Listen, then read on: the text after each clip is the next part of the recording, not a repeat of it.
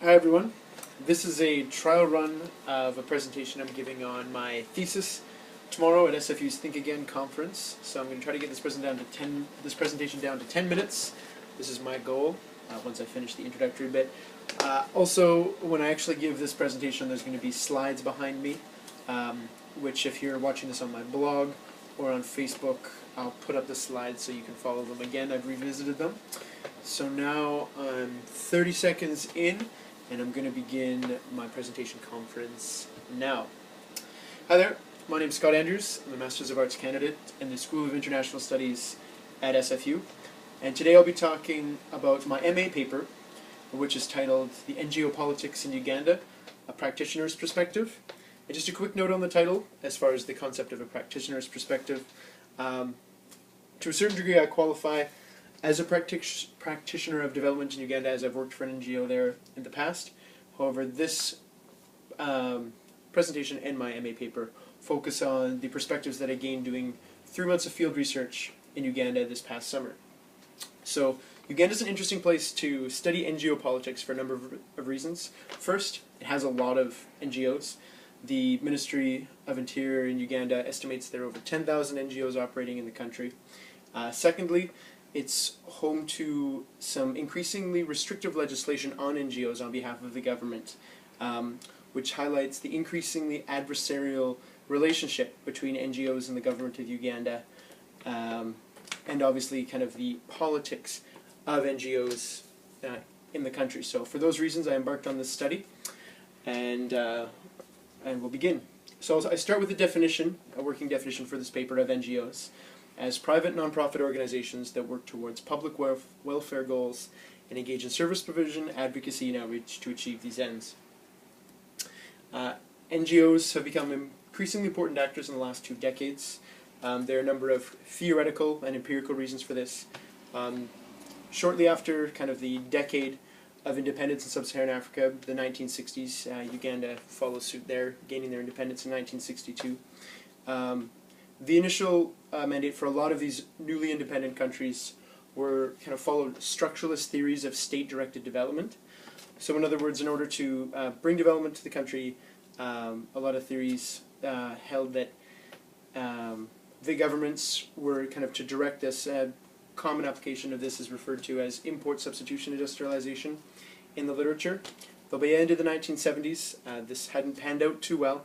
A lot of countries were in economic dire straits by the end of the 1970s, and so then along came kind of neoclassical economic theory and kind of neoliberal approaches. This was brought about by structural adjustment policies, which were kind of dictated by the IMF and the World Bank in order to kind of roll back the role of the state. Sadly though, this didn't work out so well either, and then what is referred to the theoretical impasse occurred in development studies that led to kind of new spaces for thinking, new actors, and specifically for this study, NGOs. There's also an incredibly large debate on NGO effectiveness, which I'm going to touch on in this presentation. In the literature, there's mention of functional accountability and strategic accountability. Functional accountability are your run-of-the-mill quantitative indicators that a lot of NGOs rely upon for their results-based management techniques. Strategic accountability, as I argue, is kind of the missing link, where a lot of organizations don't look at the longer-term political implications of their work and of their presence, nor their interaction with the government of Uganda. So a very quick political snapshot of Uganda. Uganda was a showcase of governance reform during the structural adjustment period. They opened kind of the World Bank's they welcomed, the World Bank structural adjustment policies with open arms, and indeed, Yoweri Museveni was heralded as one of Africa's Renaissance leaders in the mid-90s. Though nevertheless, the political undercurrent in Uganda is that it remains a fractionalized state along regional and tribal lines. Kind of the legacies of conflict are still very politically salient. And there's also recent governance relapse, as a lot of organizations have pointed to. The government of Uganda, the current government of Uganda, embarked on a fairly successful program of political stabilization compared to kind of the eras of state collapse that came before it, though nevertheless they're kind of retreating on a lot of the progressive the progressive initiatives that they took, enshrining a constitution, passing the Local Government Act of 1997, and the examples kind of go on. Now I'll talk about my study a little bit. I embarked on a structured survey that with 12 questions. Though I obviously allowed respondents to elaborate in areas that they felt were necessary. I'm going to talk about mandate, which is kind of strategic direction, personnel and staffing, funding, measurement and evaluation techniques, and the relationship with other stakeholders. On the quantitative side here, most important trends are that my study doesn't deviate too far to what else is out there. The important things to see here are the huge importance on raising awareness, lobbying, and advocacy. My sample did not engage in random selection, though bar-faff champs no one's did, and so the fact that my study aligns with theirs in quantitative terms is not an accident. I actually adjusted my sample to line up with theirs quite closely. So when I asked respondents about personnel, I was surprised to find out that over 95% of the staff employed by the NGOs in Ugandan, on average, were Ugandan. In terms of respondents, I profiled 33 NGOs, 2 government agencies, 7 respondents of the NGOs were expatriates. The remaining 26 were Ugandan, and of course the 2 government agencies staffed by Ugandans. And the other important trend that I came across were NGOs compose a substantial segment of Uganda's job market. So it kind of leads to questions: do NGOs supplant other kind of potentially emerging sectors by attracting a lot of the talent by having high wages and that kind of thing? In asking respondents about their funding, the first observation that's quite important is NGOs in Uganda are highly donor dependent, and funding sources had major implications for both the mandate and strategic direction of organizations and their M&E mechanisms. This often has to do with the fact that donors dictate both of those things, so it's not a big surprise, though it's nevertheless quite interesting. Also, funding is often quite volatile, issue-based, and short-term.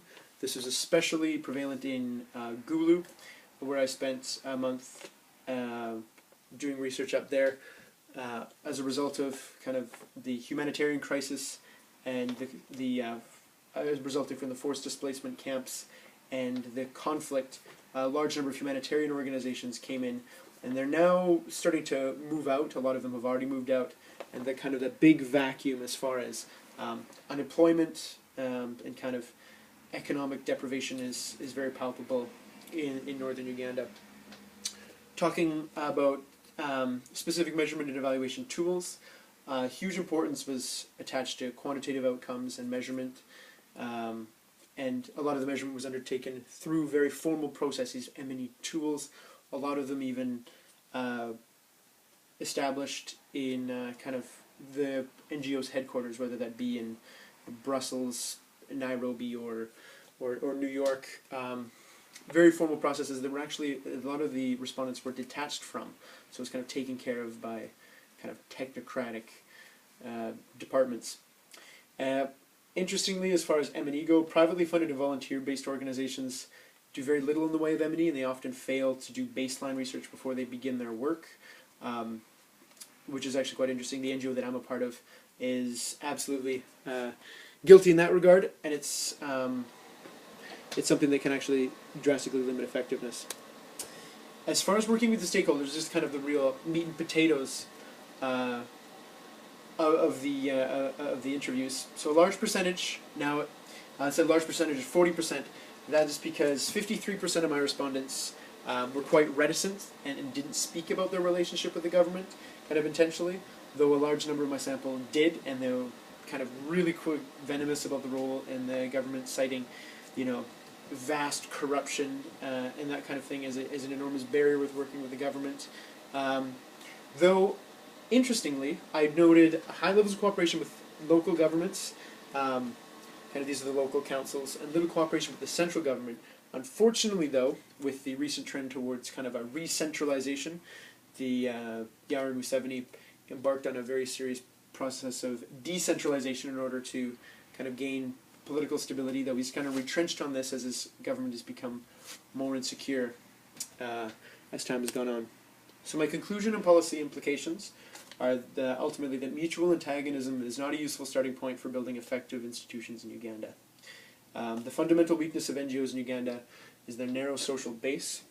I highlighted the fact that NGOs in Uganda are highly donor dependent, and so ultimately they're looking for, as far as reporting goes, they're looking to please the donors, and as far as lobbying and advocacy, they're looking to lobby and advocate elites. And as we've shown, a large number of NGOs, government relapse, something is not adding up.